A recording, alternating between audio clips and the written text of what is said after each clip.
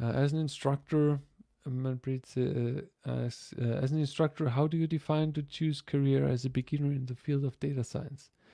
The field of data science is very wide in various resources. So, how does one choose a course or path? Must be confusing. Yes, absolutely, absolutely. Um, it's it's confusing. People, but generally, people should make the decision of do you want to be a data scientist? Like, do you want to get into analytics, in machine learning, into analyzing the data?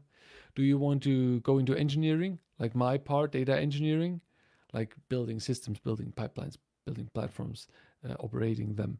Or do you want to go more in the analyst route where you're using like BI tools and so on to query data that is lying in data warehouses and trying to generate business value from it? So these are three paths, and check out the information to these three paths, and then you're going to have yourself an area. Yeah. Aslan asks, with this pandemic, do you know any way to get involved in data science projects while living somewhere else? Well, I think that the time is now. The time is now. Now everybody is working from home. Almost everybody is working from home. And I'm in home office since March. It's the best thing ever. At work, I could never do live streams during my lunch break. And you could, of course, during your spare time, through Zoom, through Skype. It's the best time is now for that.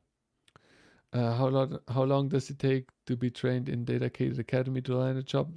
I'm not sure if that was meant for Kate yesterday or for my academy, for Data Engineering Academy.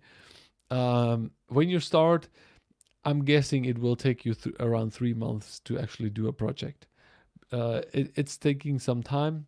Like, I have all the steps there in the monthly subscription, but you're going to, especially if you're doing it on the side, you're going to take some time to actually do your project and document it. As I said before, documenting is the most important stuff.